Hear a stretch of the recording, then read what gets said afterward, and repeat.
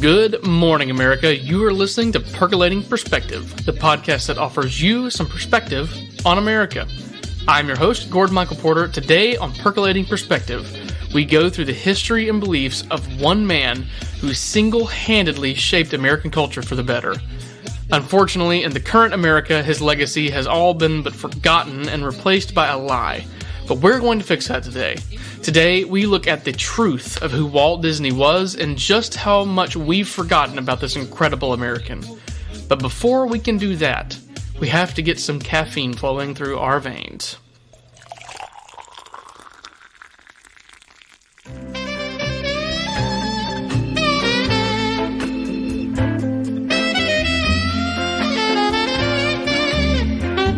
Let's sit down at the pharmacy lunch counter and sip on a cup for just a few minutes.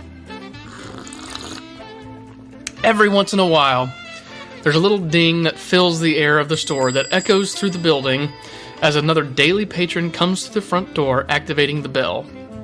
The warmth of the enormous Franklin cast iron stove over in the corner, coupled with the pine wood floors that have been traveled down to a polish, bring a dryness to the air that will cure any of your rainy day blues. As the last few drips of fresh brewed coffee fall from the tip of the filter, you notice a reflection in the mirror behind the counter. The reflection proves that the steam hushing past the face of the young man pouring a cup of coffee is the cup of coffee that you have been waiting for.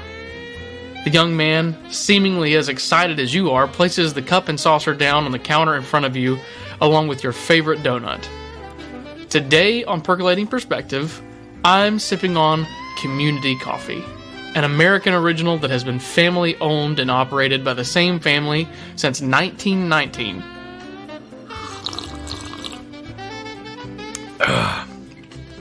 Good stuff, too. Community Coffee has been roasted on location in Baton Rouge, Louisiana since 1923. By the Saurage family and has been a staple in stores and restaurants, offices, courthouses, churches, where else? Club meetings, lodge meetings. I mean, community coffee is basically anywhere there's a coffee maker. And for good reason. It's still a good cup of coffee. I'll make no bones about it. I have had better cups, but I have not had one that is consistently as consistent as community coffee. But back to our reality here. The smell of the leather shoes sitting proudly against the wall opposite the lunch counter mixes well with the smell of the coffee warming in the pot and the occasional wisp of a maverick smoke that makes its way past the door of the stove. The radio playing lifts a familiar song over the loudspeaker that latches itself into the minds of everyone at the counter and those milling around the dozens of racks of merchandise neatly scattered throughout the room. Bing Crosby brings his croon to a close, which ushers in the morning news break for the 7 o'clock news. The reporter, seemingly bright and excited about the news he has to bring through the speaker, rustles some papers around, hurries through the weather forecast, and is finally ready to discuss the biggest national headline story that has come across his desk in weeks. He hurriedly states that this bulletin is brought to you by author Floribel Moir from the Los Angeles Daily News. And he begins to read. The most spectacular idea that Walt Disney has come up with in 30 years of profitable daydreaming will become reality a week from tomorrow when his one-man's World's Fair, Disneyland, opens in Anaheim, California. I have just taken a tour of this unique $17 million wonderland that Disney beamingly refers to as, quote, 160 acres of happiness, end quote. My guide was the boss himself. Like a kid who's gotten the toy he wanted, 53-year-old Walt bubbled with boyish pride and excitement as he ushered me into his brand new world of make-believe. Just what is Disneyland, I asked. It's a fabulous playground, he answered, something of a fair, a city from the Arabian Nights, a metropolis of the future, a showpiece of magic and living facts, but above all, a place for people to find happiness and knowledge. It's something I dreamed up years ago. Walt Disney had already impacted American culture in a large way with Snow White and the Seven Dwarfs, Alice in Wonderland, Cinderella, but nothing would compare to the impact of this first day in Disneyland, California. in 1955.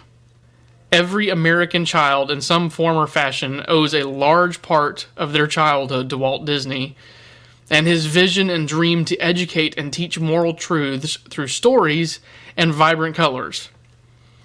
What we all remember about Walt Disney is fading rapidly, because the very company he established is no longer adhering to the foundations which made it great to begin with. Truth be told, the innocence of children, honesty, family, the goodness and wonder of America, all those things made up the foundation. The memory of Walt Disney is being eroded away day by day, with everything from flat-out lies and perversion being promoted by the very company, to ordinary people who believe Walt Disney over the years to have been something less than admirable. All these tainted memories are wrong, and shame on us if we believe in them and fall prey. But first, let's do just a quick stat check on this guy, for curiosity, clarity's sake, whatever you want to call it, before we get into just how incredible this man was.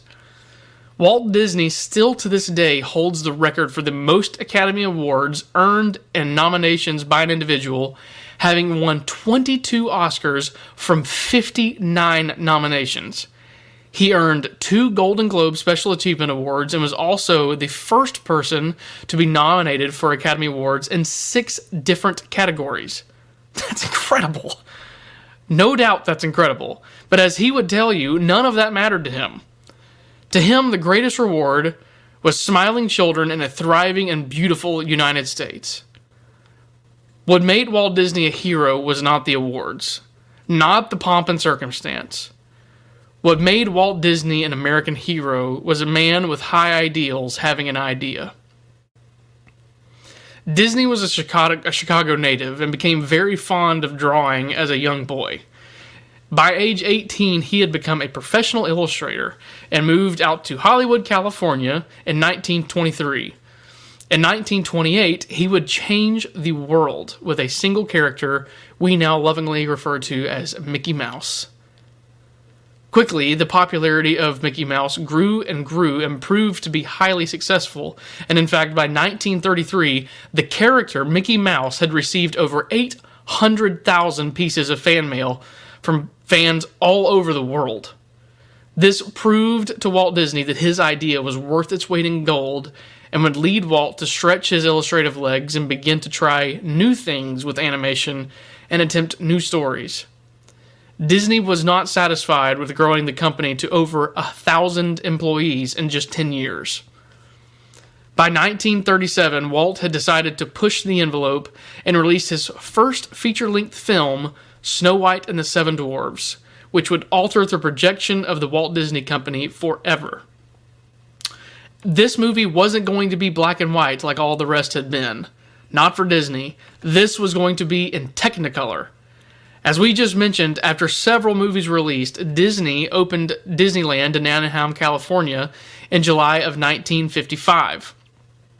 Knowing that this was a massive financial undertaking, Disney would go to several large TV conglomerates and radio conglomerates such as CBS, NBC, ABC, and he would pitch the idea of the theme park, essentially begging for funding for the project. After being turned down by CBS and NBC, the newest company of the three, ABC, was hungry for a new idea. These conversations between Walt Disney and ABC would in turn produce the Mickey Mouse Club, which would directly fund the building of the first theme park ever created, Disneyland.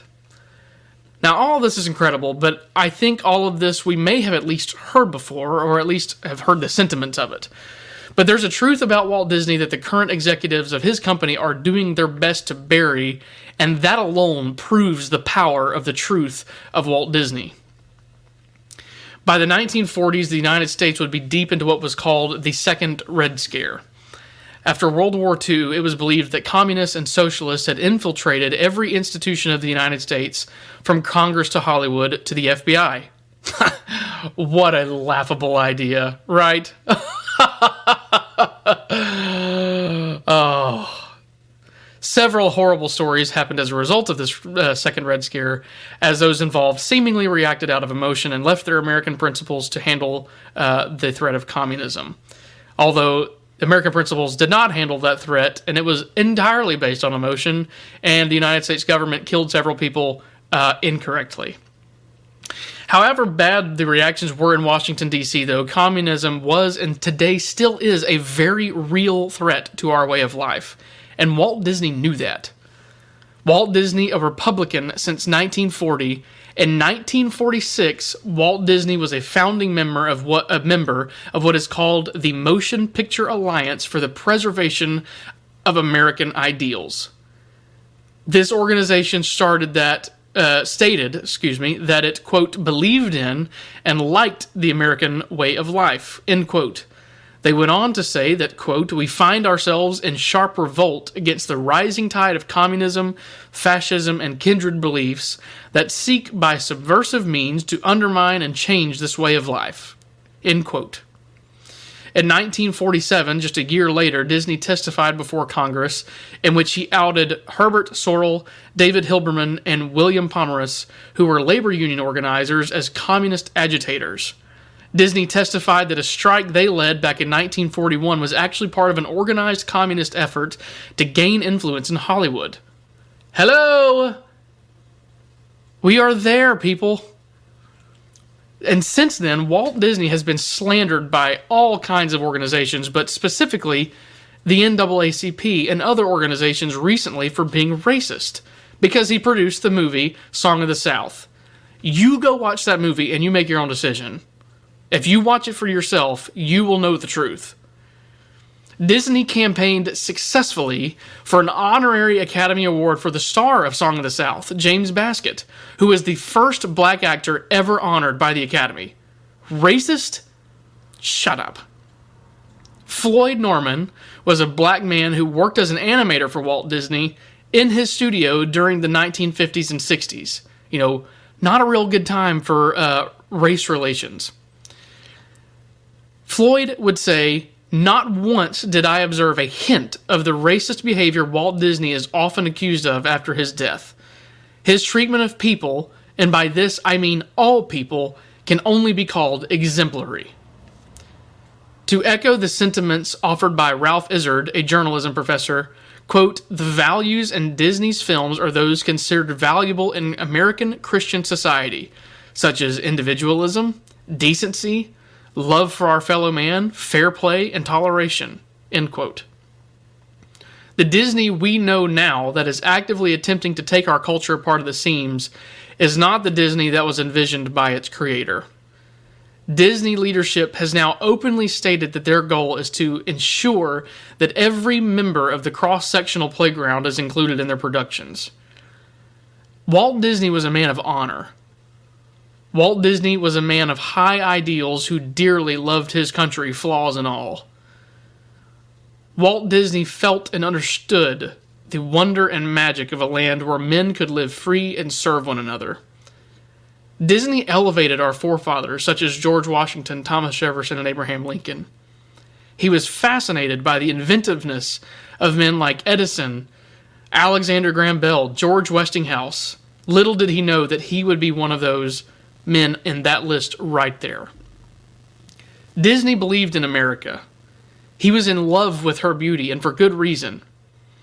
And a movie I have discussed on this podcast before is The Adventures of Davy Crockett. This was a Walt Disney production, and it was actually one of the last that he was actively involved in. He and Fess Parker would stand in the hills of Cherokee, North Carolina, filming this movie, and witness the vast wonder and hallowed nature of the Smoky Mountains while developing a movie that would not only showcase one of the men that Walt Disney sought to uphold as an example to all Americans, but this movie would change Fess Parker's life as well. Fess Parker went on to write songs and ballads about Davy Crockett and became the face of the Davy Crockett story until his death. Walt Disney changed Fess Parker's life. Walt Disney has changed every American's life through his movies, his theme parks, TV shows, and the magic of America. Walt Disney is a true example of just what a truly free, God-fearing society can produce. Wonder, magic, and innocence.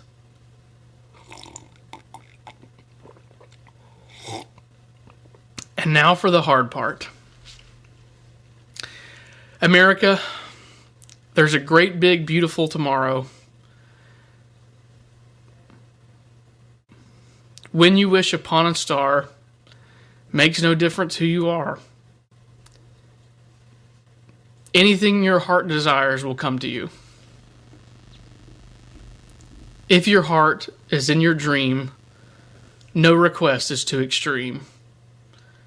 When you wish upon a star, as dreamers do. America, I love you as Walt Disney did. God bless you.